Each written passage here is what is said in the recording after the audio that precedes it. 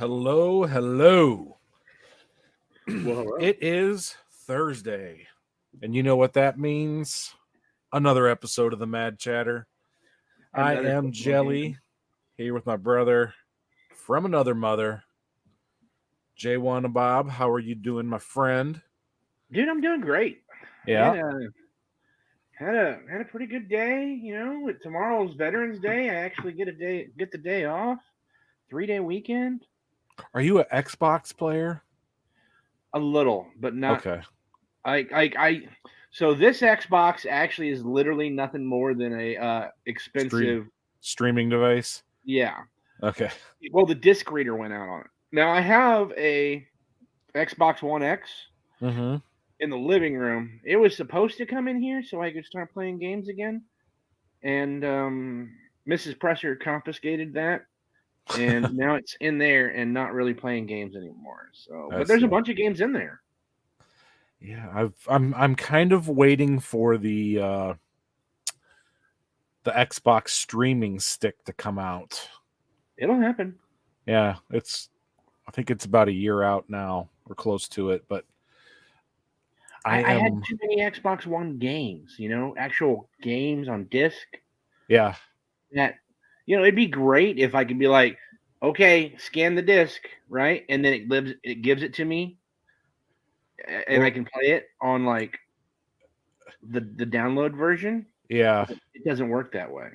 Yeah, I wish I want to get an Xbox One Series X, but I feel like I'm a little too late to the game.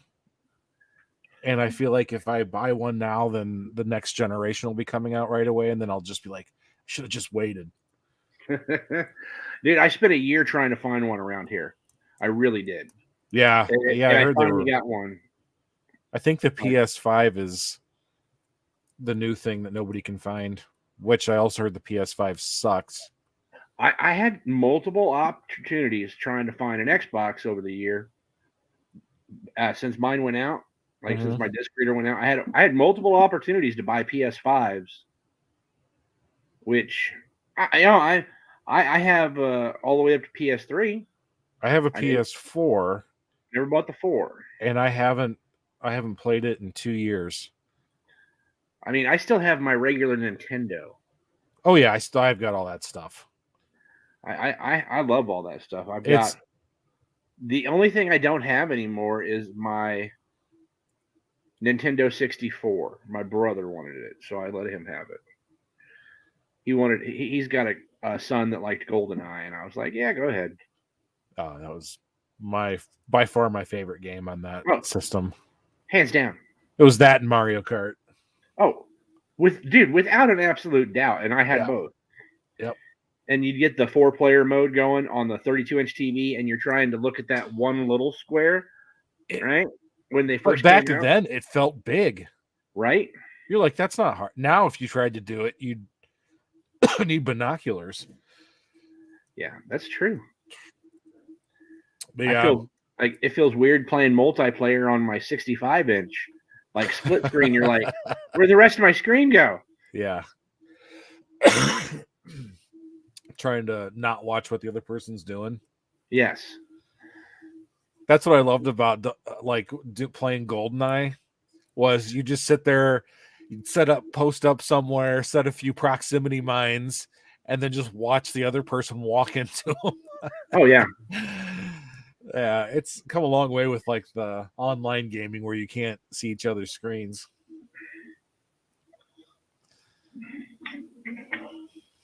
Oh, show and tell time, or? Yeah, a little bit, okay.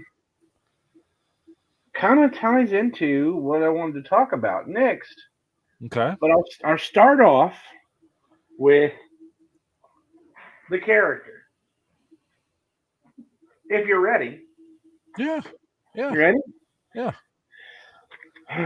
So, Amazing Spider-Man 31. Beautiful. What's so important about that issue, good sir? Spider-Man. Are we talking this going into the Spider-Verse? Yeah, we're getting. That's where we're heading into. Heading into it, okay. Well, That's still Steve Ditko's work. True. So that's a big deal. First appearance. That is the first of.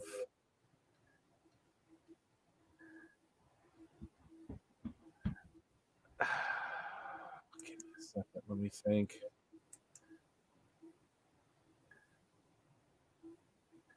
Oh, that's Gwen Stacy.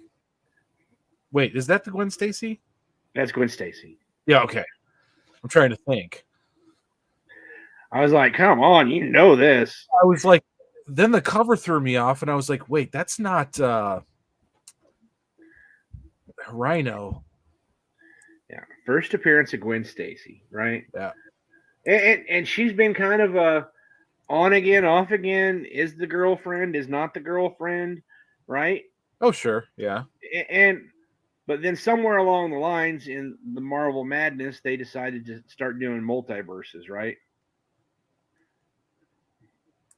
Yeah. So like multiple Earths and things of that nature. Well, right? I mean, he's been like Batman in the sense that it's been, DC or Marvel's whipping boy, like their cash cow. Oh yeah. So they've had so many titles going at the same time. Granted, there weren't, at this time it was not multiple titles, but exactly. Well, for the sake of this, I figured I'd go ahead and show the first appearance of Gwen Stacy, and then now I want to see what grade would you put that in. This is a 9.8, but this is probably about a 3 to a 3.5. Still a very valuable book. Yes, sir. This. Oh wait, that's not Ditko. That's Romita. Yeah. Sorry. You're good. Ahead. But this kind of ties into Edge of Spider-Verse #2. Gwen Stacy, Spider-Woman, right? So this is Gwen Stacy. See where this ties in? Yeah. I see. Gwen Stacy from another universe. Sure. I want to say it's like Earth 66 or something like that. With her, Mama should be 69, but whatever. Waka waka. But in this universe, instead of Peter Parker getting bit by the radioactive spider, Gwen Stacy does. Mm-hmm. So, why am I talking all about this? Because guess what? Guess what we've been waiting on for a long time. A super long time.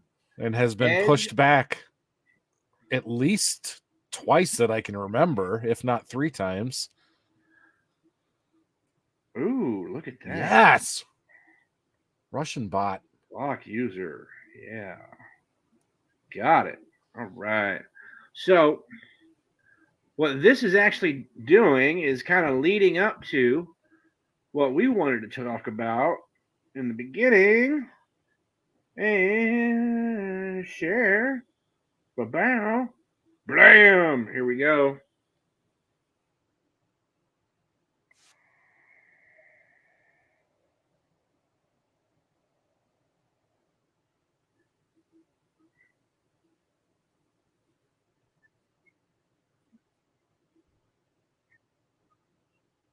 Do we have sound?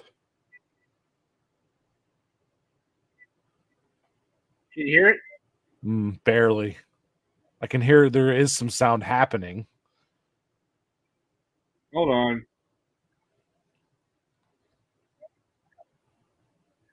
Goodness. Let me stop it. Present. Yeah. Yeah, Will, it's the second one.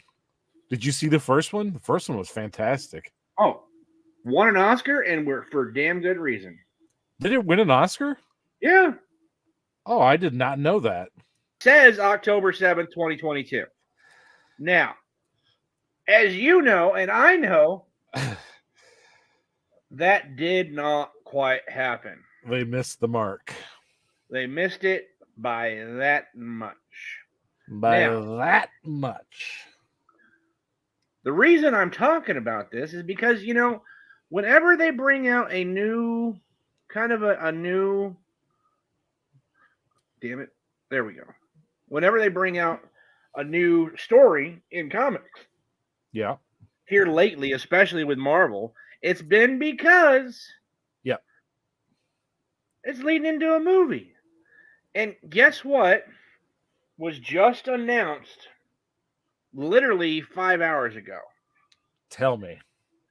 Well, I will. Spider-Gwen Shadow Clones. Mm-hmm. So, it's a whole new whole new series. It's going to be written by, oh my goodness, David Nakayama, Peach Momoko are helping with some of the art. Earth 65, there we go. So Emily Kim, who wrote Silk and Tiger Division, and then Kai Zama, who did Edge of Spider-Verse and Marvel Voices, is gonna be the main artist on it. But what I like about this, which I really think is gonna be fun, is the whole point of this. The whole point of the Shadow Clone thing is actually going to be Spider-Gwen battling Spider-Man's most evil villains, but they're clones of herself. So they kind of did this before with the what was the name of that? Where they had Spider-Gwen, Thor, and Spider-Gwen. The What If. Oh, yeah, right? the What If. That no, was it What If? But it was Miles Morales. No. It was What If Miles Morales was Thor? What if Miles Morales was Captain America? No. It was oh shoot, who was it now? I think it was Gwen Stacy. There's a different one. I thought you were talking about this one. All right, well, you look it up. Oh.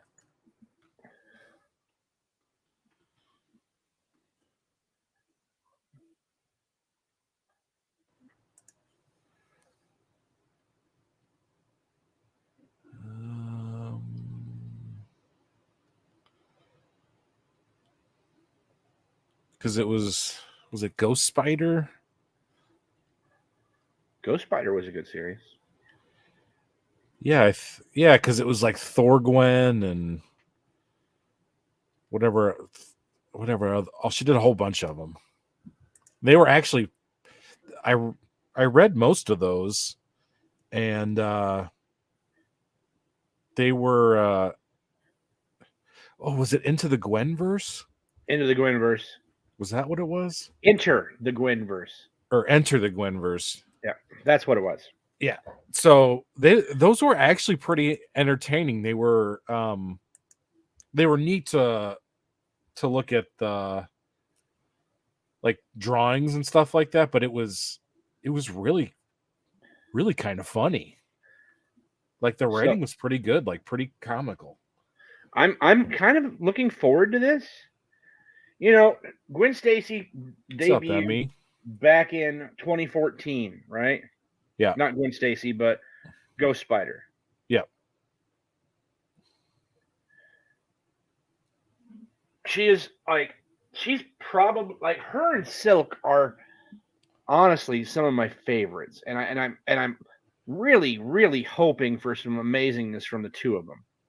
But the point of all this right here is that this story is going to come out just in time to preview, release, and get all 5 issues out right before the new release date in June of part 1 of Into the Spider-Verse.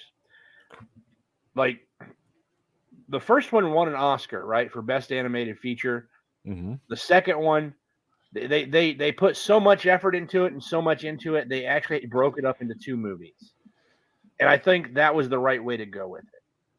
Because the first one was pretty long, as I remember. Oh yeah, for an animated movie? Yeah, it was 100%. Let's see if I can look up how long it was. Yeah, it was 117 minutes. Yeah, it was almost 2 hours. Yeah, it was almost there. And so that's for an animated movie, that's a long time. And let me kind of rephrase that statement. For an animated, non-anime or Disney movie, right? Yes. That is yes. like Yes. ridiculously long. Yeah. Most of them don't even break 90 minutes. Correct. Oh, don't forget, don't worry, William. I'm getting to that. It's literally sitting here to be talked about in just a moment, okay? Which Don't get ahead of Spider-Punk yourself. is another one of my favorite offshoots of a character. 100%. Love him. But the whole point of all of this is that usually what I've seen Marvel doing is they've been releasing these little miniseries, like 5-issue miniseries, as kind of like a refresher about the character. And before they either release them into a major series in the comics, or movies, or whatever. Yeah, their track record over the last few years it's almost a pretty protocol. solid. It's almost a protocol at this point, how they do it. Right? Whether like they're getting a big new series, right? Mm-hmm. And they want to try to, like, they throw out a 1-shot or a 5-shot, right? For a whole new rollout or a redesign. Yep. Mm-hmm. Or, like I said, a movie or a Disney Plus series. So I'm super hopeful that this next Into the Spider-Verse movie, right, is going to really, I don't want to say bump up the value, because this book is already obnoxious. Right? Yeah. This book has dropped significantly, but a lot of books have dropped significantly. So, that's more market than anything.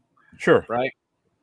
But I want to see more of these second generation Spider-Men and women.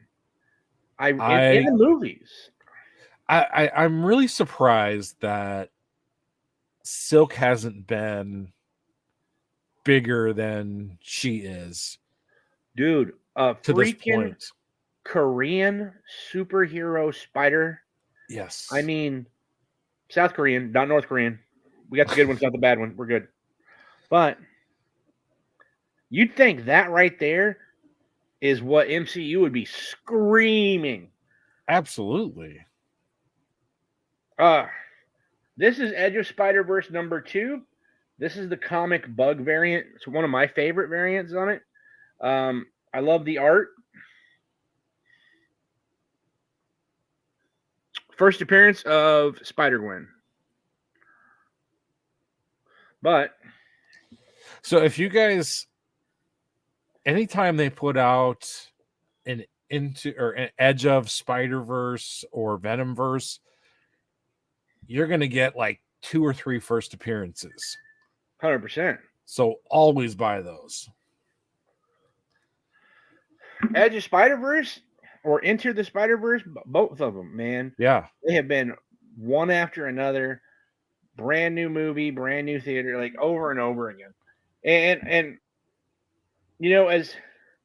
as off-putting as a lot of stuff that Peach Momoko does for me, right? She doesn't do a lot, but I really felt like she did Silk and she did Spider-Gwen really well. I think she does females well. I think she does too. Now, when she doesn't do her, and I'm just gonna call it what it is, her fake anime. Yes. Some of her, so she's mostly a miss for me. I don't like most of the stuff she does. I hear you. I'm with you. But the things she does well that I like are really nice. Yeah. And she does do Silk and things like that really nice and really interestingly. Yeah, but most of the stuff she does, like, it's just, I don't want to say it's crap, but it's just not my cup of tea. Like, if I want to see anime, I'll, or if I want to read some manga, I'll just do that.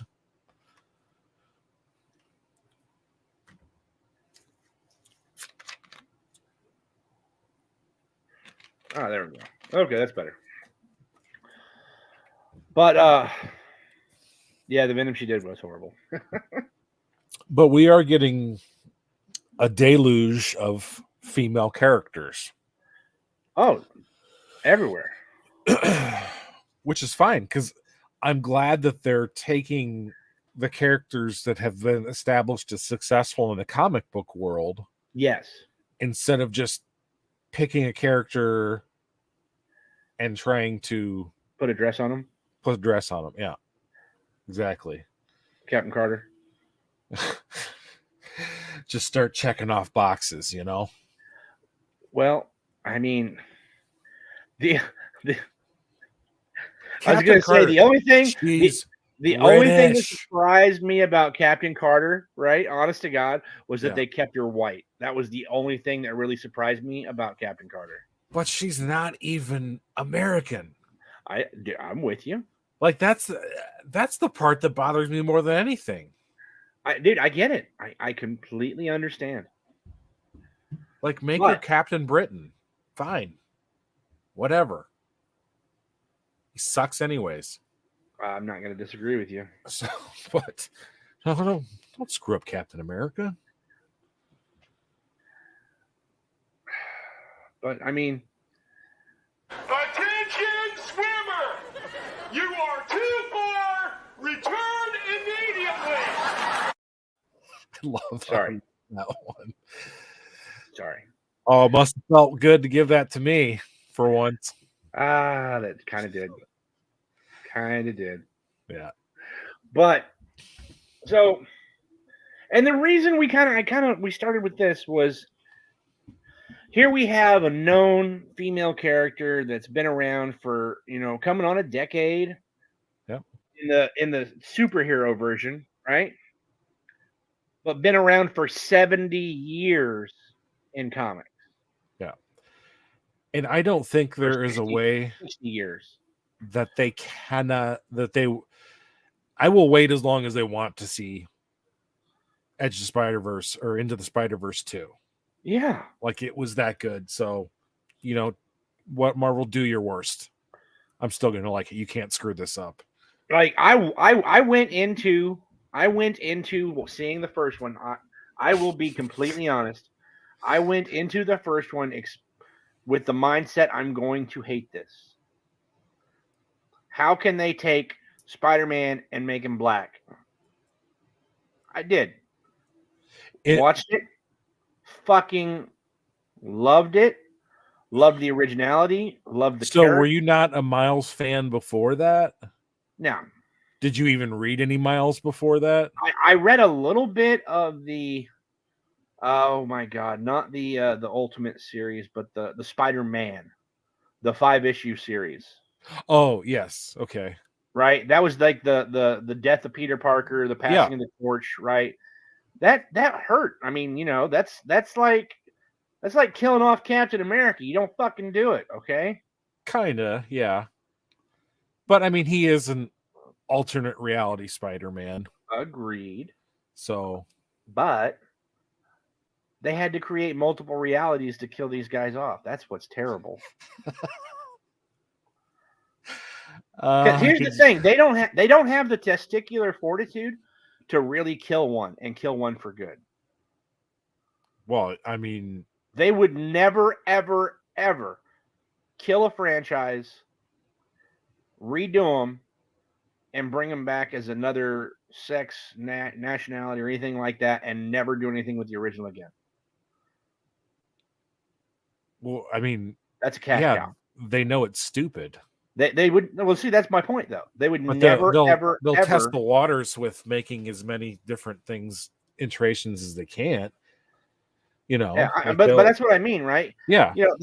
We killed off Peter Parker, but I mean, what's the easiest way to do that? You make an alternate timeline, and test it out.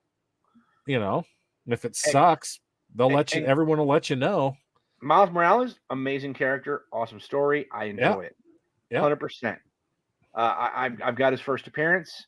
I've got all sorts of that kind of stuff, right? So as far as Marvel animated goes, Oh yeah. I've never actually been a fan. DC animated, I really enjoy. Oh, But dude, Marvel, yes, no, never been a big fan until Into the Spider-Verse. Spider-Verse. And then I was like, wow, this is so good. I was shocked at how good it was. Now, the thing to talk about when you're talking about Spider-Verse is that all of these different realities of different universes of everywhere, and then the Spider-Man versions that come with them, right? Sure. Yep. We have Spider-Punk, Mhm. right? Already 100% confirmed gonna be in this new Into the Spider-Verse, Yep. right? Then, oh shit, where'd they go? Oh, here we go. Sorry.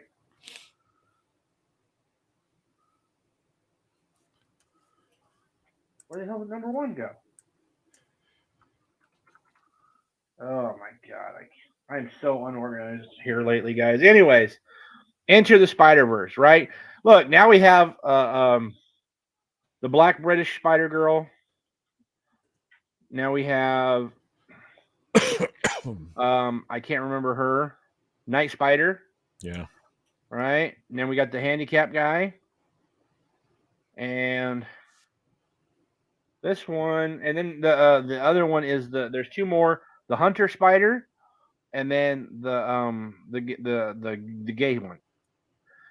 I can't remember the first openly gay Spider-Man. I can't remember his name, but he came out in the new Edge of Spider-Verse series, episode 5. And I think these are gonna be every bit of keys is just like this is Edge of Yeah. Amazing Spider-Man number 4. I mean, Yep. honestly, whenever they make a new iteration of Spider-Man, I think that's a book people should buy, just to hold on to and know that at some point, right? Yep. They're going to use it and it's going to go. Like, I'm still hoping for Arana. That was my favorite female. Like, I liked her storyline better than I did Silk or Gwen Stacy Spider-Woman. Honestly, I liked Arana. I really did. Okay. In the Amazing Fantasy 15 run from 2006. Yeah. I thought that was amazing. Ooh. Go. I have a listing to show you, actually. Ooh. Full Amazing Fantasy run. It's pretty cheap right now. Yeah, Into the Spider-Verse. I mean, Shamik Moore is the voice for Miles Morales. Yeah. And he is so good. I cannot picture him in a different voice now. No, absolutely not. So, no, whenever they finally do bring a live action Miles, my brain's going to go, nope, that's not Miles. Well, and honestly, Shamik Moore may be too black to do it since Miles is mixed. But damn, I'd want him to do it.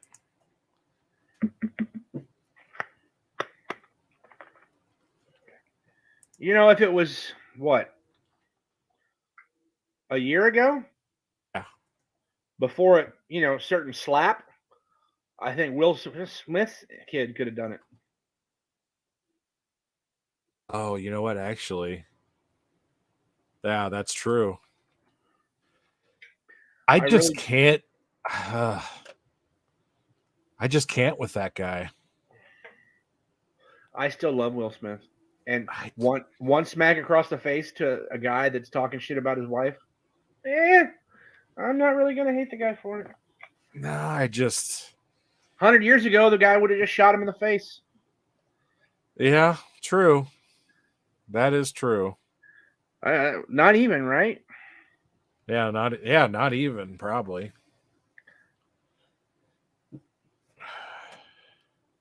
Now, I won't disagree with you, Pop Tart Timmy, but I mean, he could do it. Maybe he could get some acting lessons. He wasn't bad in the Karate Kid movie Who's with in that? Jackie Chan. Oh, you know what? I didn't even watch that out of principle. Oh, really? No, I don't. Ugh. I'm a huge Jackie Chan fan. I followed his career from way back when, before it ever Oh, even started in the U.S. dude, because I my love Kung favorite Fu. movie of his, and I'll Drunken be Master. damned if someone's going to talk me out of it, is Legend of the Drunken Master. Thank you. 100% Yeah. amazing. Yes. Did you hear me say Drunken Master? I'm just curious. No. I really didn't. did. Right before you said Legend of the Drunken Master, I was like, it was a Drunken Master. Like Rumble in the Bronx and all those others, dude, they're okay. But, I mean, dude, they're funny, but dude, that is top flight kung fu. oh, 100%, dude. Anyway, sorry. I couldn't even tell you how many times I've watched that movie. I have it on DVD and Blu-ray. Yep, it is on my movie server and gets played quite often. I don't blame you. I might have it on fucking VHS too, to be honest. I did have it. If I still have it, I don't know where it is. I've got so many boxes, but yeah, it would it definitely got worked out for sure. I used to so I had 3 movies in college that I would play all the time when I was falling asleep. Yep. It was Legend of the Drunken Master. It was Rounders and Shawshank Redemption. You got a whole lot of man rape in there. I'm just saying.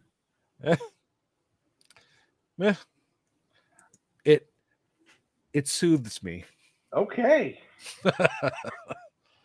And I only say that because you were like, you said it's used up, and I'm sitting there thinking about Cat 60's asshole on a Saturday night. Ho!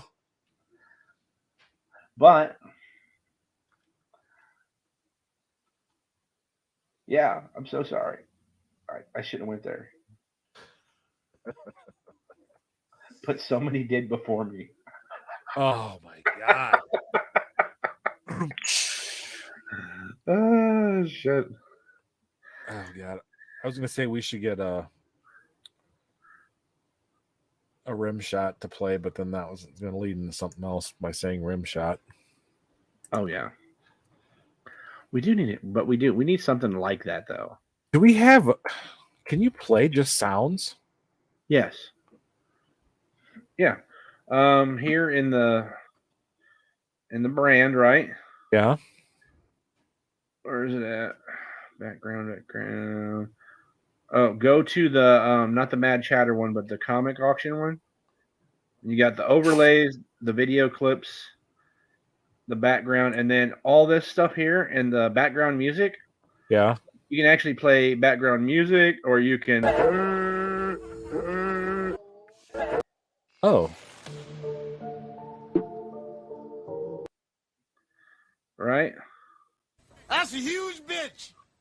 That's a huge bitch. Anyways, you can upload little musics in there via that.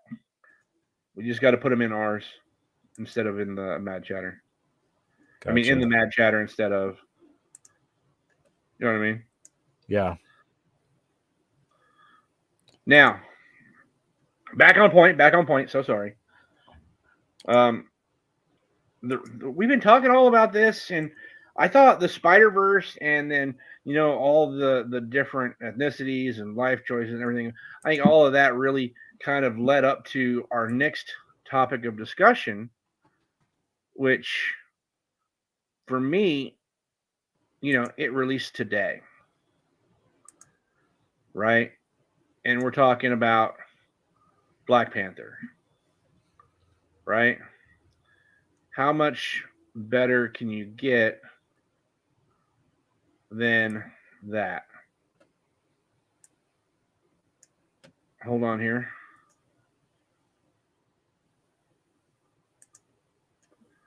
Now, bam. Oops. I forgot to move my screen first. You jerk. Found it. Nice. All right, here we go. Now, let's go ahead and watch this. Because share audio. Bam, there we go.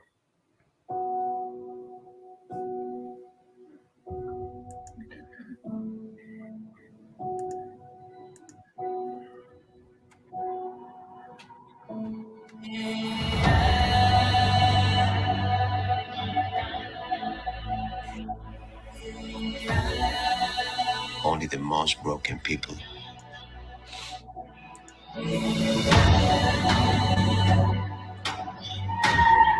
can be great leaders.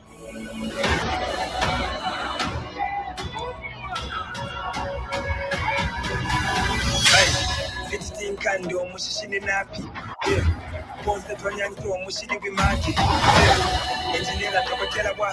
people did not call him general or king. They called him Kukul Khan, the feather serpent god. Killing him will risk eternal war. He's coming for the surface world.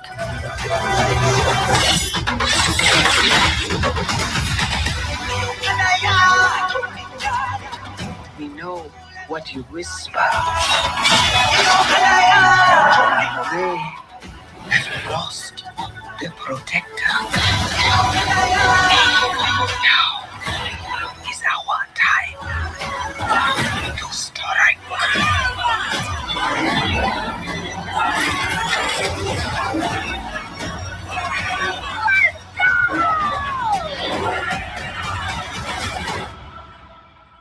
Show them who we are.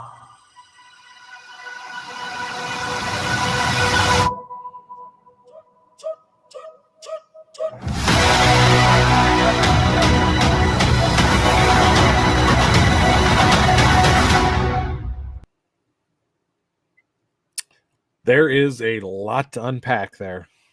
100%. I will 100%. say, first, looks awesome. Oh, I'm excited. I mean, you know, no Chadwick, so I found out about that, and I'm he died. I'm gonna, Did you not know? well, I want to say I like how they did it, right? I really do. I read a lot of reviews. I read a lot, and we're gonna go over some here in a minute, right? But I liked how they did it. So Black Panther is one of the ones who got snapped away, right? What do you mean snapped away? Snapped when Thanos snapped his fingers. Yes, And I half was the world, like, what are you half the world talking about? disappeared for 5 years, right? Yes. Well,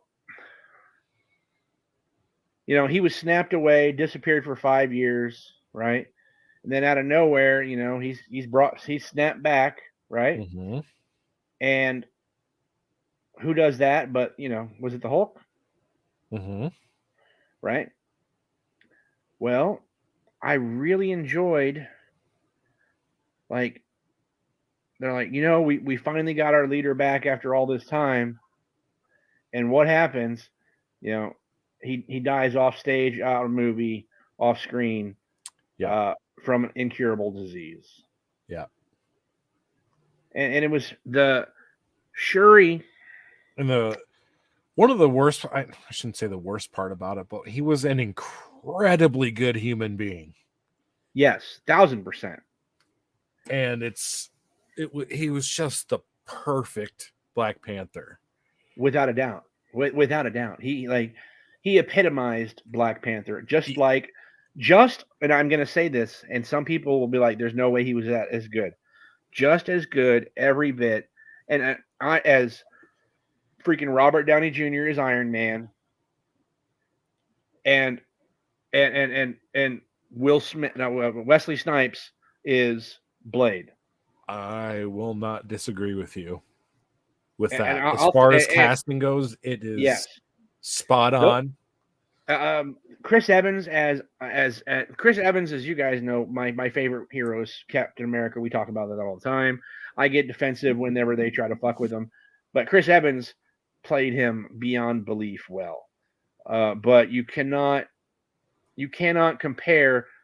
I mean, as amazing as he was, you cannot compare him to Robert Downey Jr. as Iron Man, or, Agreed. in my opinion, Wesley Snipes as Blade. I think those were the two best cast characters in Marvel series, and Chadwick Boseman, I feel, is like right there at number 3.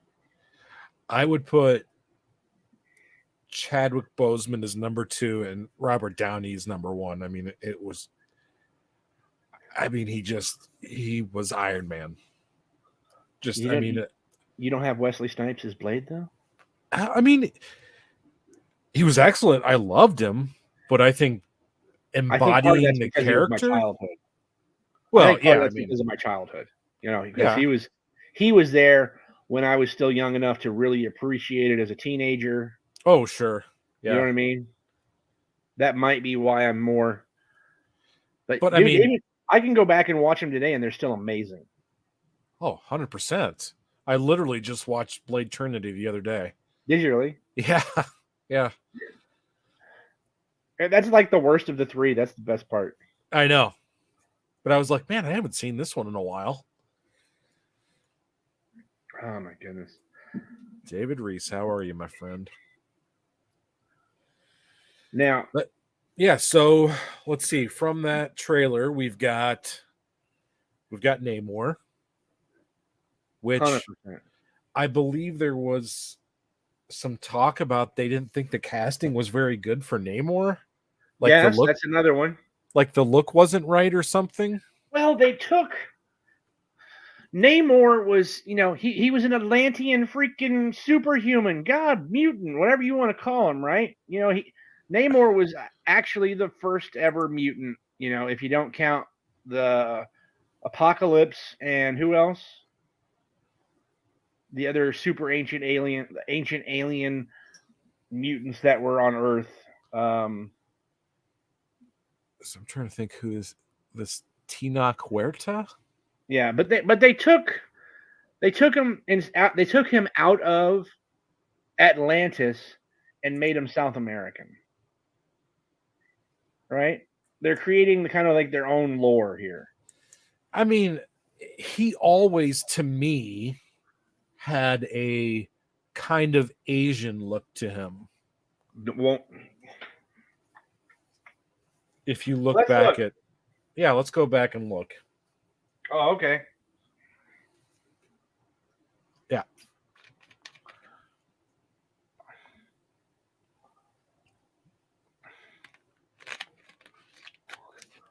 I see the trident. I see the wings on the feet. I see the big buff muscles.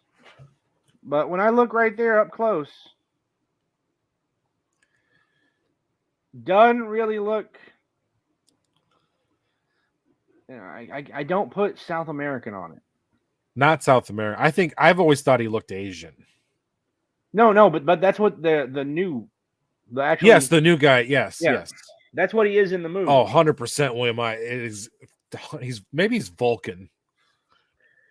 Yeah, maybe he's Vulcan. I see Spock. I mean, that's fair. That's really fair. Oh, that's very fair. It's the eyebrows. But I mean, but from what I saw in just that little clip, you didn't get a good look at him. He looked pretty fucking cool to me. Right? So, let's see who else we got. Ironheart. Well, now is that Ironheart or is that Shuri trying to pretend like Iron Man because she doesn't feel like she's ready to be Black Panther, rocking her own set of armor? Well, I'm almost positive that they'd cast Ironheart. I'm not disagreeing with you, but that Shuri shit that could looked have like Shuri. It did in that armor. It did. I think that's the debut of Ironheart's armor. Okay. You know what I mean? Yeah, I get what you mean.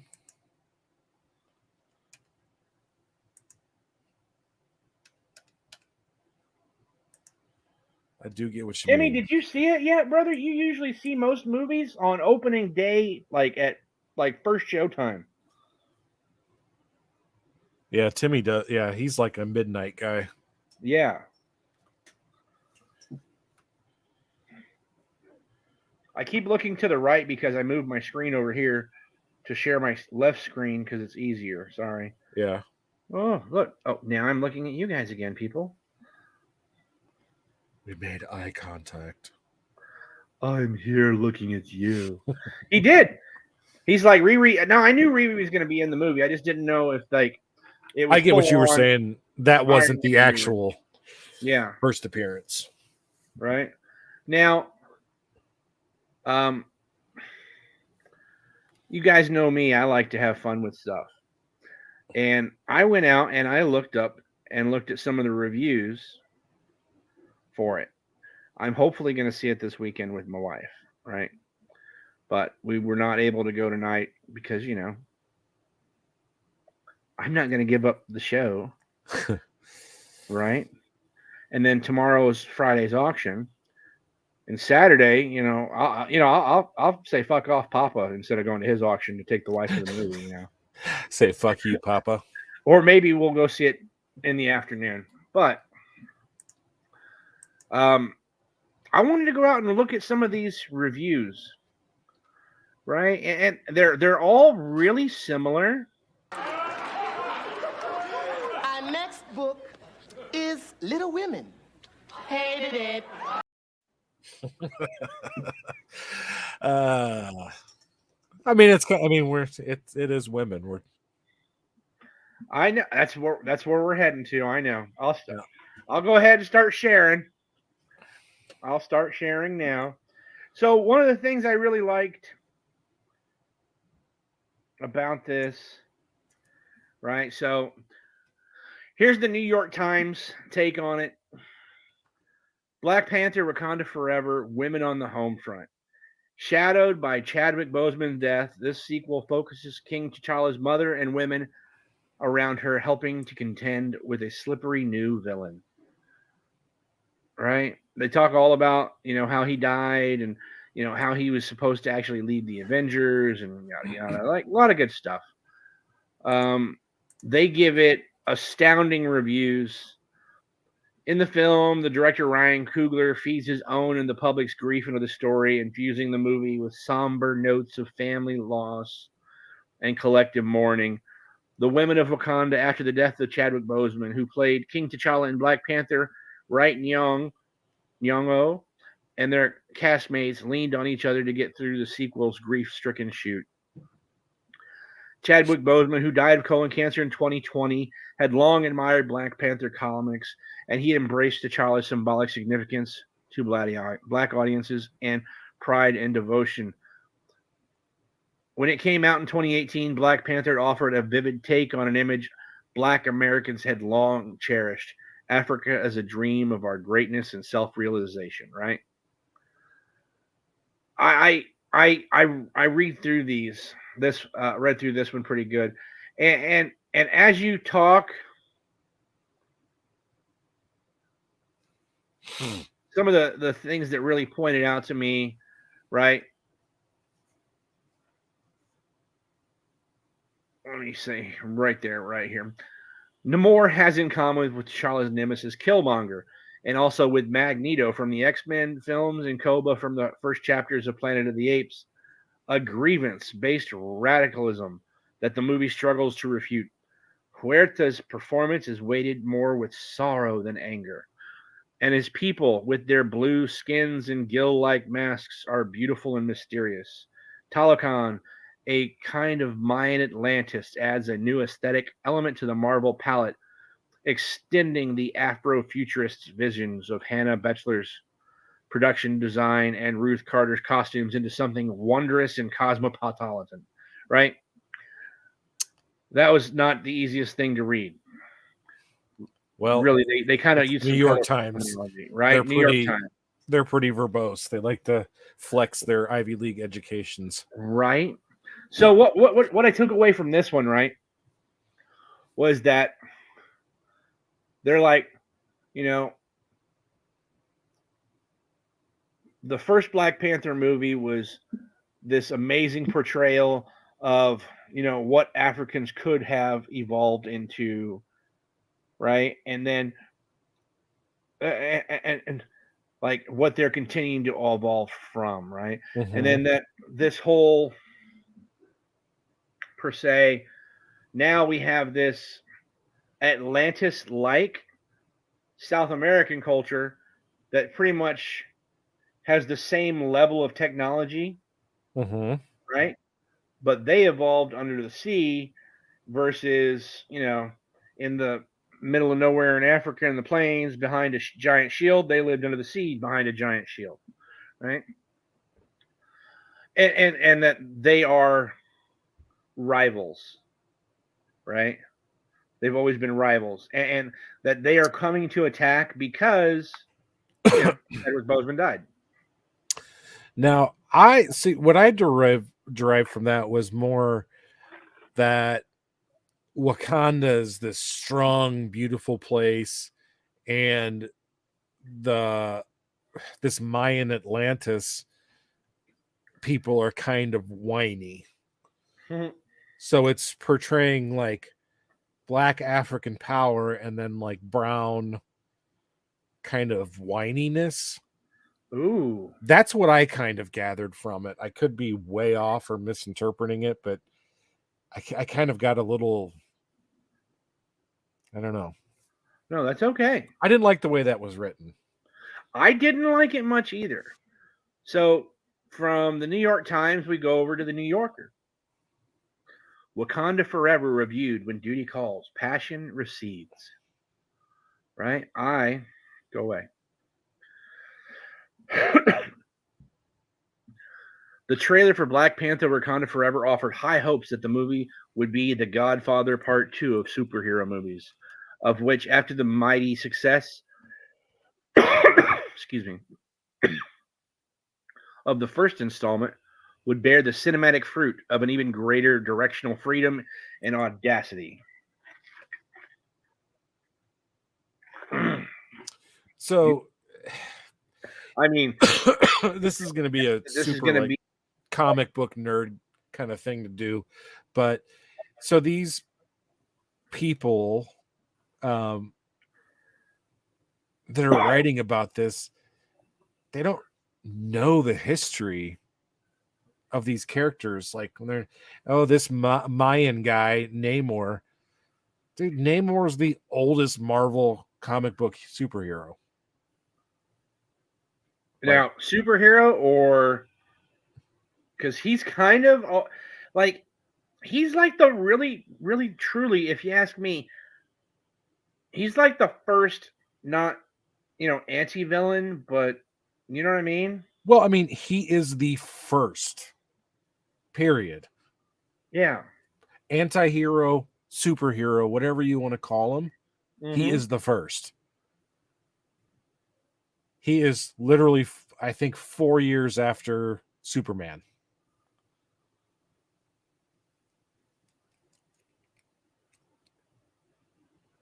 I want to say. But, I mean, it was like motion picture funnies. Like, that's where he started. But, yeah, so they're just, and then this whole, like, Mayan Atlantis and all this. Yeah, I hear you. He looked cool, though. He was shiny. I won't disagree with you. Yeah. So, Wakanda Forever assembles the prime elements of a gratifying movie with the cast, which features return visits from, all these people and new visits from these people, right? I'm not going to go out and read them all because some of them's names are hard to say and everything else, right? Yeah. Too many apostrophes. It's true. As the warrior Nika, who is identified in her comic incarnation as queer, though the asexual and romance-starved movie only winks and nudges. Ruth Carter's design is as stylish and eye-catching as it was in the earlier film. Here I found myself marveling, no pun intended, to the aesthetic refinement of two parallel chevron-like carvings on the blade of a spear. All right, This- so I'll have you pause right there.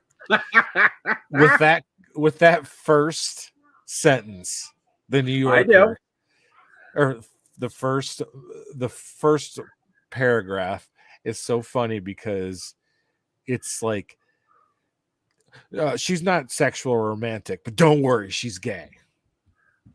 Right? Don't you worry about it. She doesn't do anything sexual on the screen, and it has nothing to do with the story, but don't you worry, she's gay. Like right there. Yeah. Right? They had to make sure that they pointed that out. Yep. But okay. You're Sorry. okay. I was hoping you'd catch that. So they go on to talk more and more about it, right? And it's because I'm trying hard not to spoil anything, guys. I want to make sure that there's no spoilers in this. Like, we don't want to talk about how like the movie does anything other than, right? This is the last one, right?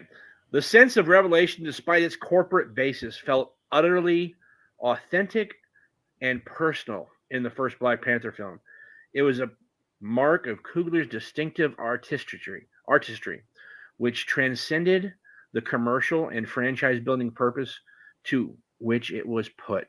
Wakanda Forever is overwhelmed by the call of duty. Nonetheless, Coogler flashes his dramatic power in a quick, melodramatic touch that would be criminal to even hint about, and which all too brief a vision of what the entire movie could have been. I mean, it's like they're bitching and complaining that this movie, which most of it its is corporate basis. Now, is that referring to like Disney and them? Yes. Okay, so I mean that's who makes movies. From the people I've talked to. Did you want that have seen it? They said out the first, in your front yard? Yeah, like the first half of the movie is basically a tribute to Chadwick Boseman. Okay. Or Chadwick Boseman's character of Black Panther, which you would expect it to, right? So yeah, somewhat. This is a passing of the torch. Well, movie. Anika is gay. The gayest. But she doesn't do anything gay. But she is gay. Don't you worry. Well, she's asexual. Yeah. Right. But gay. Yeah. They have to make sure right. So this is like the New Yorkers, right? Yeah. And you want to talk about the hoity-toities of the magazines and the readers. New Yorker is about as whatever it gets, right? Yeah. I would say pretentious. Pretentious as hell. That's a great one. Yeah. So I decided, you know what? I need other points of view. So I was like, you know what? Forbes, right? Forbes. This should be a relevant, this should be a financial understanding and kind of a take on it, right? Mm-hmm. What you would have put it with, right? Black Panther Wakanda Forever review scores put it outside the MCU's top 10. Okay. Wakanda Forever reviews are starting to roll in. And whilst the Black Panther still stands as the highest scoring movie in MCU history among critics, not people, but critics, okay? The sequel is a bit below that high water mark. While scores for Wakanda Forever are certainly still high, currently an 87% with 140 reviews and on Rotten Tomatoes in the context of the larger MCU, which is full of high-scoring films. That's actually a bit on the medium side right now. Here's the ranking. Look at the standard it's held to. Right? That's incredible. When you look at this, remember, guys, this is not off of our kind of reviews, right? This is from the critics, which, a lot of times critics have different reviews and different ideas. This is from Rotten Tomatoes, correct? Yes, but this is from the critics review portion of it. Oh, just the critics. Okay. Yes. So Black Panther is the highest rated MCU movie, even above Avengers Endgame, which I didn't know that, right? But Well, it's true. that's what the critics say. Yeah, but off of Rotten I would Tomatoes. say the consensus among most fans is not that. I agree. Not saying Black Panther is bad, because it was good. It was very good. Right? The one on here But that yes. upsets me beyond belief that it's not on here is Captain America, the First Avenger. I am surprised that Shang-Chi. How can so high on there? fucking Chi be on there? I mean, and I enjoyed that movie. I will say visually, I really enjoyed it. Right? I'm not disagreeing with you, and I really and but although I Spider-Man- really liked Thor Ragnarok, I liked right? it too. I'm surprised not- that is that high. Like, honest to goodness, if you're asking me, right under Iron Man #1 is Captain America #1. Yeah, I mean, Spider-Man No Way Home. Yeah, I don't know I'm about not upset that. with any of these. How the fuck does Ant-Man and the Wasp beat goddamn Captain America? I think you got to write them a strongly worded letter. Dude, I could fucking beat them to death with a thesaurus of words that I have for them of how messed up this rating level I is. will say, if Black Panther is worse than Ant-Man and the Wasp, I'll be pretty disappointed. Right? Because Ant-Man and the Wasp was pretty crappy. The first Ant-Man movie was good, I thought. I didn't mind it. You know what? I didn't mind Ant-Man and the Wasp either. I just don't think it's in the top 15 of MCU. It ain't the fucking top 15. Right? Well, anyways. So anyway, sidetracked. Well, I saw this and I liked it, and I was like, you know what? I really want to talk about it. Yeah. So again, that 87% is strictly just critics, not the audience score, just critics. Okay. Mm-hmm. So, of course, Wakanda Forever has a fair number of challenges to overcome, including the unthinkable one, the death of Chadwick Boseman, his former star. And I don't want to read much more about that because they talk a lot about how they kind of, I don't want to say they beat it to death in the movie, right? But like I said, the first half of the movie is all about him dying and where they went from there, right? Mm-hmm. And I love this guy's review right here of this ad. I don't know people put any stock in critic or user reviews these days. Make up your own minds. That's the only honest review I've seen in forever. Yeah. I'm with that guy. I think I want to subscribe to his newsletter. What's his name? Right? Guest? I want to sign up. Yeah.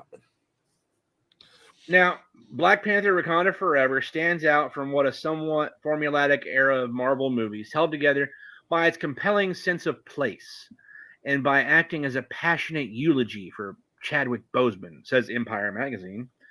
It's a movie about not seeing beyond your own grief. Every narrative tendril is implicated in grief, from historical colonialism to environmental exploitation to political recession, says the Times of UK. Good Lord. But missing Get out of your own ass. that it's true and utter masterpiece like the original Black Panther. Still, the overall scores are solid and it seems destined to perform extremely well at the box office. Where Wakanda goes from here is unclear, but it will be much harder without Chadwick Boseman. That much is apparent.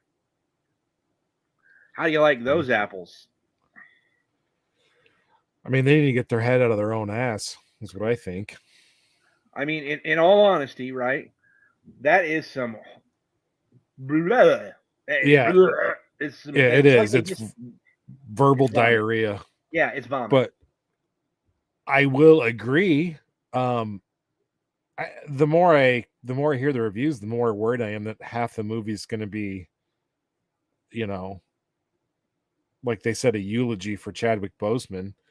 I mean, I don't have any problem with that. I just, you know, let's further the story. And then where it goes from here is unclear, but it will be much harder without Chadwick Boseman. I agree. Now the rest of that barf could have done without. I lost my mouse. I couldn't find my damn icon. Sorry. Anyways, like you were saying, exactly. Now I just want to read this review from Shelby Comics, just in. Kind of boring, actually. When I asked him whether he liked the movie, his answer was, kind of boring, actually. That leads to my initial Did you ask him about the every narrative tendril is implicated in grief, from historical colonialism to environmental exploitation to political repression? Did you mention that at all? Dude, I don't even need to. So Okay. we can talk all about that. So we know that Wakanda trapped itself off away from all the other people of the world because they didn't want to be taken advantage of. Right, they had their only source of. They didn't want to be taken advantage of by the white man. So they advanced their own industries, everything, yada, yada, yada. Yes. Just like these people did down at the bottom of the fucking sea until we went digging for oil, is my assumption. I don't know. I'm just assuming. We went deep water drilling for oil and found them and fucked them shit up. First half of the movie should have been a Disney Plus special. Now that makes total sense. I mean, there should be plenty of stuff for Chadwick Boseman as Black Panther. They should, talk about how important of a role it was, how, it brought people into the theaters that normally wouldn't have gone to see an MCU movie. So true. And then just his character, his personal character was so high. And the things he did for, everybody, not even a community. He did so many personal things where there was no shortness of people when he died that had these amazing stories about how he did something so extra for them. Even when he was dying of cancer, he didn't let anyone know. Yeah, he was a very personal man. Well, he kept working. Yes. Yeah, and it was just, he really was an amazing human being. But do you need to start off a Marvel movie with all that? Most people, when an actor dies in a movie, you just get a little, in remembrance of, and the name and the, yeah. I agree with Evan on that one. I do too.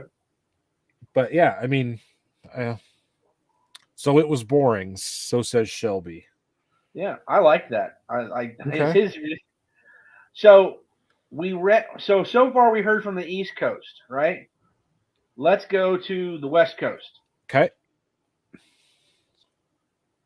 From the West Coast, we're at Los Angeles Magazine. Los Angeles. Right? Okay.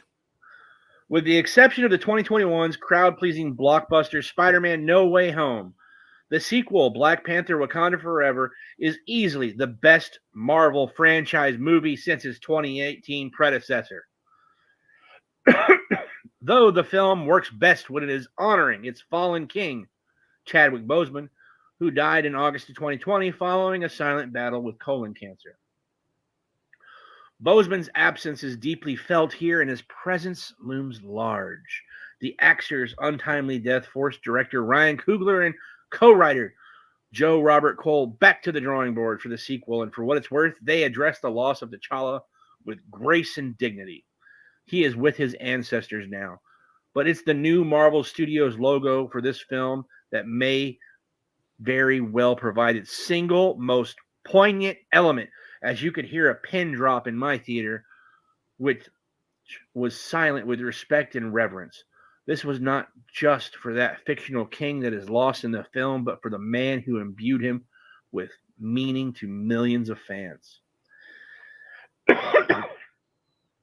Once the sequel deals with the death of Black Panther, it quickly, did you hear that? It quickly establishes. Yeah. Right? And now I don't want to talk more about it because it gets into. Yeah.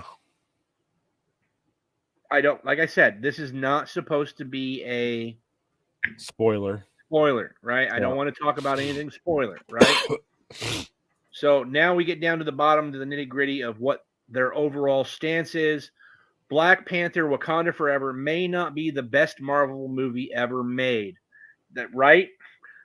But it's better than most of the company's recent efforts, and it has an even greater cultural significance than the last film in a way, because while they may have broken new ground as the first MCU movie with a black lead, Boseman was still a relatively unknown. Now he has a place in the hearts and minds of millions of people around the world. He may be gone, but he is certainly not forgotten, especially by the folks at Marvel. If I were you, I'd bring a few tissues to this compassionate sequel. And they gave it an overall B+, which that's like 87 to an 89 rating. That's pretty good.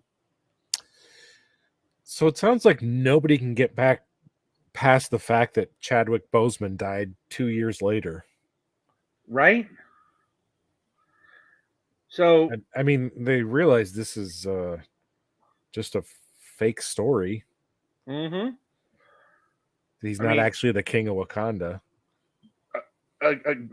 See, dude, that's the imagination at heart, and you know, people's living the idea and everything else, right? Yeah. So there's our LA, right? And then here's the worst fucker there really is. This is never one I would ever use for anything ever. Guys, gals, anybody watching, don't ever use this website. They've been proven on multiple times that they fucking lie about their numbers. But Rotten Tomatoes. Black Panther Wakanda Forever first reviews, thoughtful, spectacular sequel that raises the bar for the MCU. Early reviews say Wakanda Forever honors the late Chadwick Boseman with a visually sumptuous, character-driven story that manages to be both epic and intimate at the same time. Visually sumptuous. Sumptuous. Okay. Anyways. Wakanda Forever, though, the sequel manages still to live up to the original and meet expectations for another thrilling and culturally meaningful superhero blockbuster, while feeling equally weighed down by and lifted up by the Boseman legacy. Here's what critics are saying about Black Panther Wakanda Forever. Black Panther Wakanda Forever has the highest of expectation and surpasses every one of them, and makes a strong case for itself as a Best Picture contender. Ooh. Black Panther Wakanda Forever is under a lot of pressure, but Coogler lands it. Marvel raised the bar on Black Panther Wakanda Forever. Rather than one-upping Black Panther Wakanda Forever continues its story with a grace and care that's more moving than any comic book movie has the right to be. Are these the same critics that put it at number 14? Yes. The ones that are saying it's better than the first one? Yes. Okay.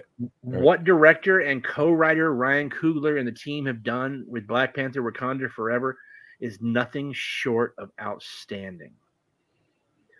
One of the most moving MCU entries so far, and one of the best films to come out of Marvel's Phase 4.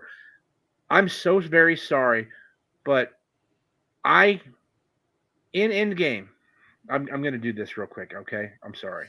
Okay. In Endgame, right? Anybody in the chat, please tell me, right? Be honest. Is there anybody here that didn't cry when Tony Stark died? I mean, be honest. I fucking bawled. I damn near like literally sobbed out loud. I was like, oh my God, I was shattered, right? Not many movies do that to me.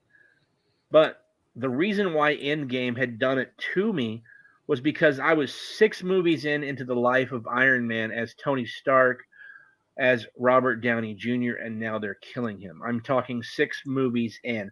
Iron Man 1, 2, 3, Avengers 1, Avengers 2, Avengers 3, right? Infinity War, right? Whatever you want to call it. I mean, I was 6 strong movies and appearances and emotionally attached to the character, right? Mm-hmm. Black Panther, I got 1 movie and then a little bit of him in what was it? The first Avengers movie, but he didn't even make it that long in the first Avengers movie, and he was barely in the second Avengers movie. He was barely in Endgame because he was taken away in the snap. So I cannot say that one of the most moving MCU entries so far and one of the best films to come out of Marvel ever. I mean, I can't agree with that. I'm so sorry. I can't. So back to here, right? Back to there. Mm-hmm. Wait, where is it?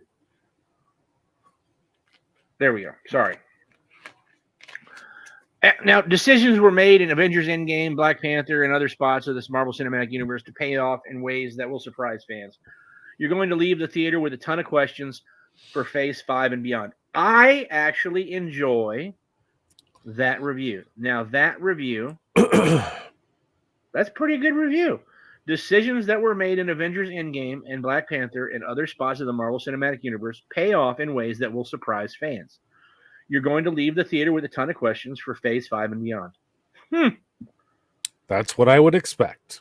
That's a fucking review that intrigues me and makes me want to go see it. Yeah. Anyways, so let's get to the actual nuts and bolts, the finals of it.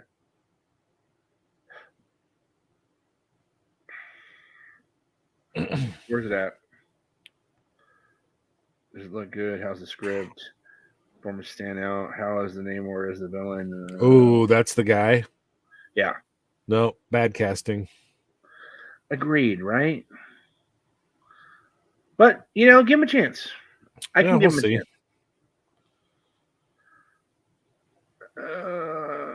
Here we go.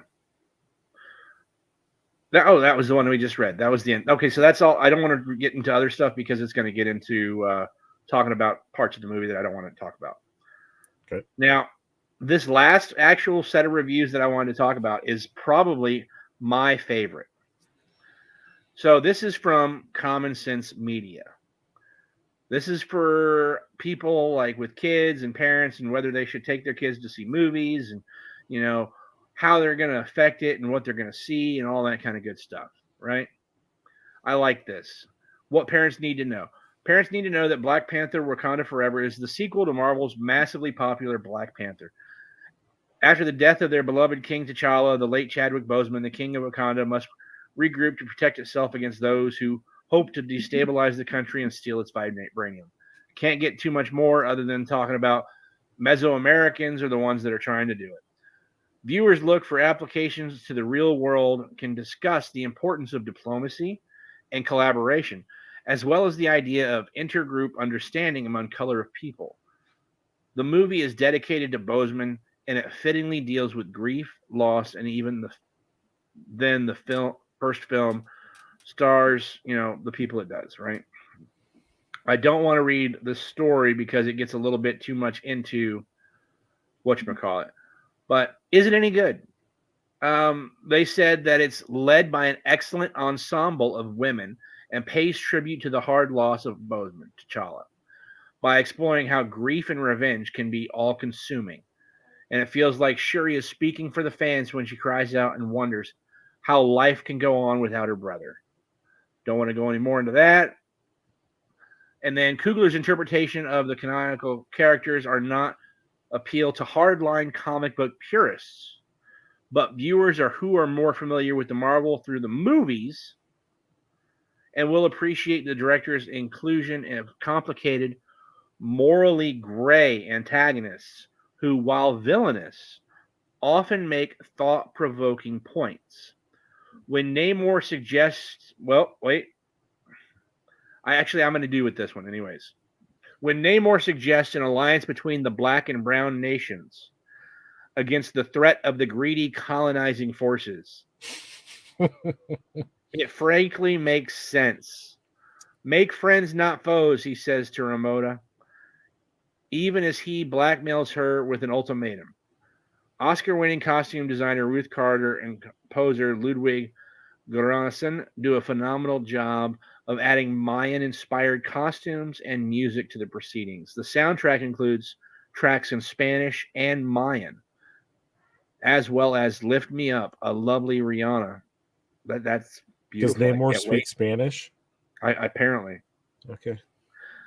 Mexican actor Huerta gives a nuanced performance as the intense Namor, but ultimately this movie belongs to the women of Wakanda, who pull off nearly unimaginable feat of proving that the story can go on.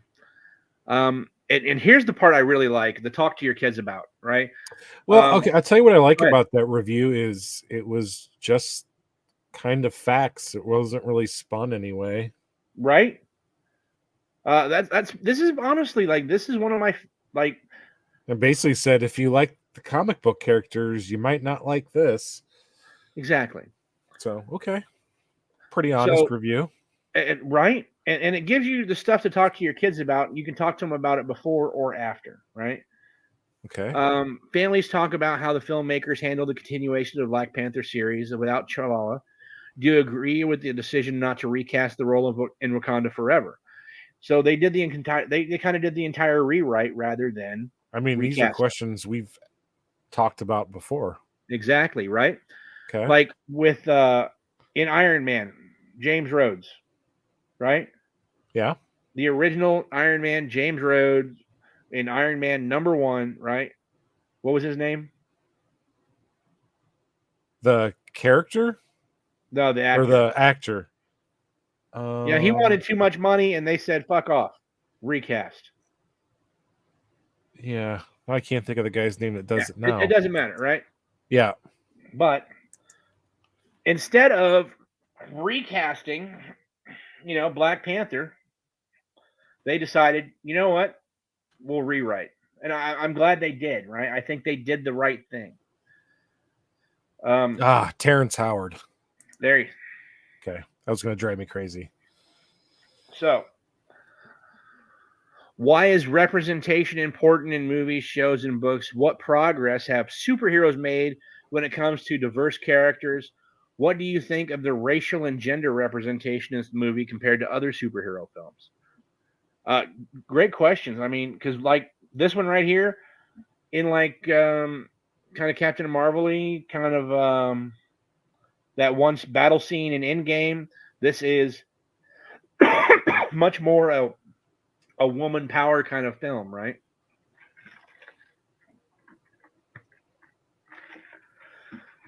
Now, this is the one that I really that I think is neat.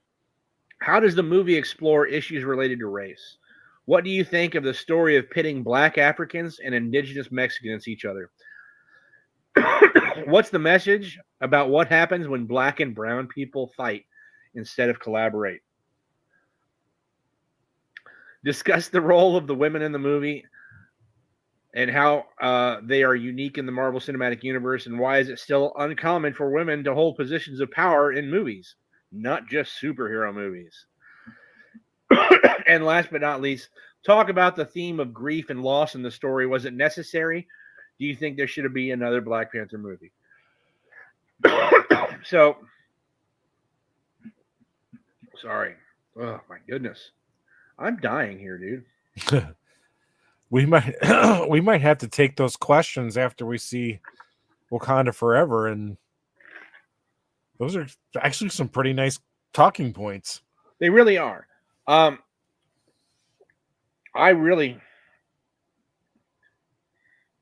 Lucian, you like it, brother? It's yours. It really is his. He bought it from me. Oh. We did a trade, but it's in the Mrs. Clean and Press lineup. It's actually the next book she has to work on. So did you hear that, Lucian? It's the very next book. You're Just on let you deck. know. But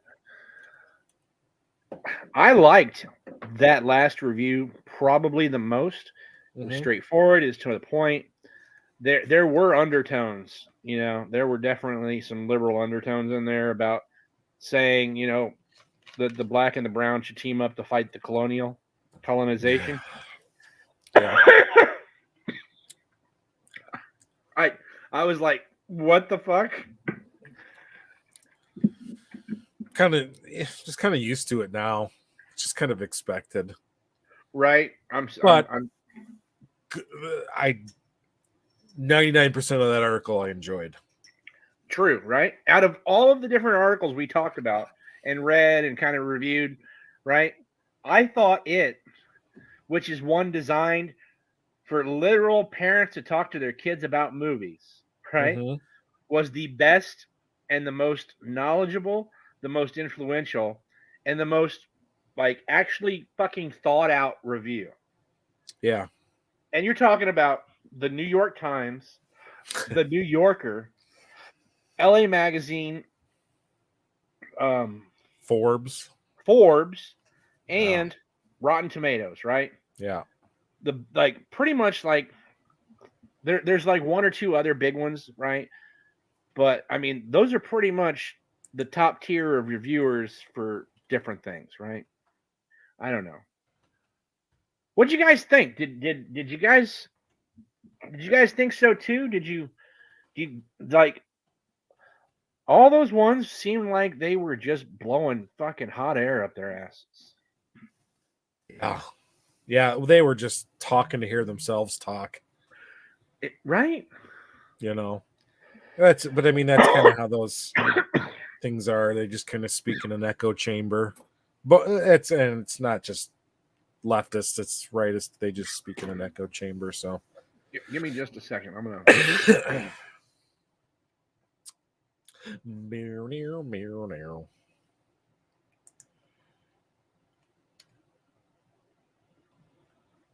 What's this one?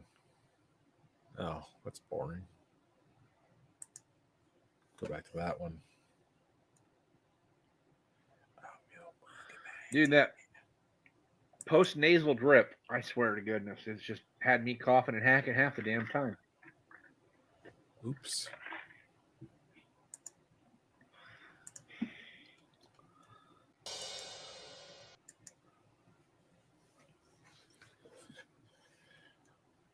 Do you think Marvel should cut back the movies because a lot came out this year, one really good and a lot of eh? Now, Evan, which one was the one that came out that was really good? I'm just curious. In your opinion. In my opinion, I bet it's the one that had the smallest budget.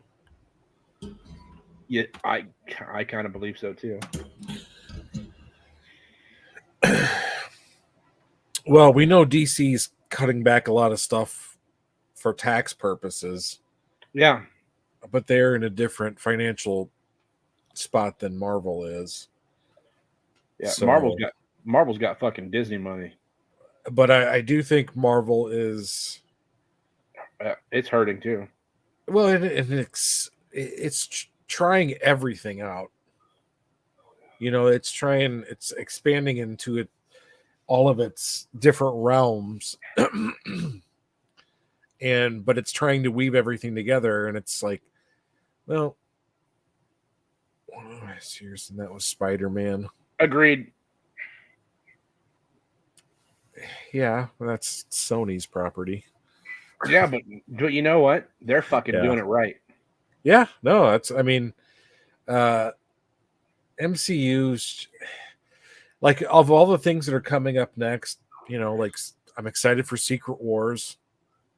But all of this weaving things together and stuff like that, I don't know if it does a lot for the general public. I mean, I'm not sure if they more than it helps. Yeah, I feel like it too, because I feel like the general public just want an entertaining something, you know, And so shiny to watch. I did cheat and found out what the ending credit scenes were For the, Wakanda. okay, In the norm, right? It's usually to introduce a new character. In generally this speaking, one, this one, it does not. okay, It's actually a continuation of a cutaway scene from earlier in the movie. And I found out what it might be, but I'm like, man, that's actually really cool. But it's not like it's like the only way it's going to lead into something is if it's, 15 to 20 years from now, not okay, the next couple of years. It's not like it's going to be MCU 5 or 6. I mean, it's going to be years from now if it's going to tie into something. Unless there's a fucking time skip. okay. Well, that's super interesting. But I can wait. Without releasing anything or spoiling I can wait anything. to find out, but I'm intrigued. I am intrigued. Evan, you missed it earlier. We talked all about Into the Spider-Verse. Yeah, we did. We spent a good half hour on it. Yeah, the whole first half of the show was Spider-Verse. All right. But do you have anything else you really want to kind of spin off on before we? No, man. This was your baby. This show you were the architect. I loved it. Well, you said find something to do, so I said okay. Yeah, and you delivered. I tried. I did. Usually I enjoy it when we shoot from the hip. Yeah. Or we have a rough idea.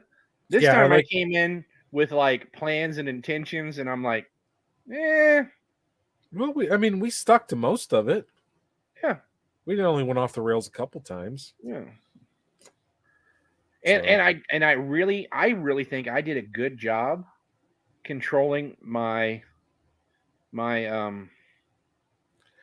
conservative liberal tendencies. I feel like we kind of switched roles tonight. Really? Right? Yeah. I mean, you knew what was coming. I didn't. So I had knee-jerk reactions to everything. Hmm. Now you know how I feel. Yeah. It's kind of fun. have to get one of those in. There you go. We are an hour and 36 minutes in, which easily probably one of our longer episodes now. We're usually about an hour and a half. Yeah. So it's those extra 6 minutes that are really starting to wear on me, though. Yeah, I agree. I just want to say thanks everybody for coming out and supporting. Absolutely. If you've got some time and you want to leave an update, leave a comment in the chat, comment in the after view. This video, because I had so many previews and everything in it, we might get flagged, and it may not be able to be saved. But maybe fuck them if it does. Yeah, whatever. They might copyright flag it. So go ahead and make money off it. Yeah, exactly. We can't monetize, so I don't think who cares? It should happen. But if anybody's got any questions or anything they want to talk about, any ideas? So next week, I'll still be here. Mm-hmm. And then the following week, that Wednesday, where will I be on Wednesday? Let me see here. I don't think you'll be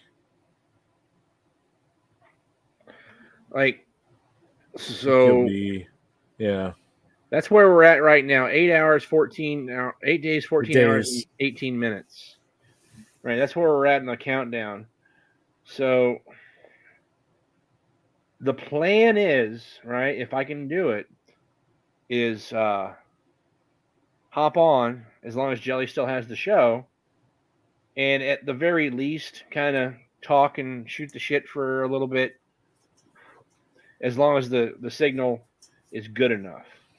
Yeah, Who knows Well, whether it will? If anybody wants to come on, more than welcome. I'll probably see if Helvetica wants to come on and shoot the shit, but everybody is welcome. So on Wednesday, I'll be on Half Moon Cay Island, the private island owned by Carnival Cruise Line there in the not in the Caribbean, in the Bahamas areas, right? So I'll be on that little private island there. So that'll be fun. So we need to review Black Panther after we see it. It says spooky. That's the plan. I'm gonna do it, and I'll give honest review too. I don't have a problem. I'd like to think I'm pretty damn honest when it comes to most of this stuff. Woke. Yeah, I mean, if it's done well, it's done well. If it's shitty, I'll say it's shitty. Yeah. So Said it we many got times. Shelby saying it's boring. So I was hoping. I'm still looking Pop-Tart, forward to it, though. I was hoping Pop-Tart would say a little bit more about what he thought about it. Wait, did Timmy already see it? Yeah. Oh, he did. Oh, I thought He said going. He said it was good. It's long. He said I can see bassists getting an Oscar nomination, and they didn't do shit right about Namor or his kingdom. Oh, okay. I missed that comment. Yeah. Yeah, I can tell you already I don't like how Namor is presented. So I'm just going to throw that away and just try to enjoy the story for what it is. Oh. And not get caught up in the fact that that's not Namor. Dude, I honestly, so to be completely honest, I had Namor, not Asian, but more of like Greek, like that general area of the world. Yeah. Greece, I mean, I always thought he Italy, looked... that kind of tanned body, right? The kind of tanned look. Yeah, I always thought he looked Asian just by the way he was drawn. But I always thought of him as just their own race. Yeah. In the story. So, but I definitely never thought of him as South American Mayan. Yeah, and now they're blue people. They're fucking blue. They're blue and they got gills and fuck off. Yeah. It kind of ruined that for Namor me a had little gills, bit. but whatever. Yeah, that was different, dude. Only fucking he did, not this entire race. Right. He's the god. The rest of them lived in the demigod. fucking bubble. Right? The rest of them Right, lived in the rest of them are just regular idiots. All right. I think we bashed on this enough. I know. Well, I mean, we haven't even seen the movie and we're shitting all over it, so well, maybe probably pump the brakes a little bit. He said they definitely blew themselves. That's a great way to end the show. Hold on. Don't we got it? That has to go up there. Yeah. Well done, Spooky. All right, guys. Good night. Wait, play an outro. Play an outro? Play an outro instead of just killing it.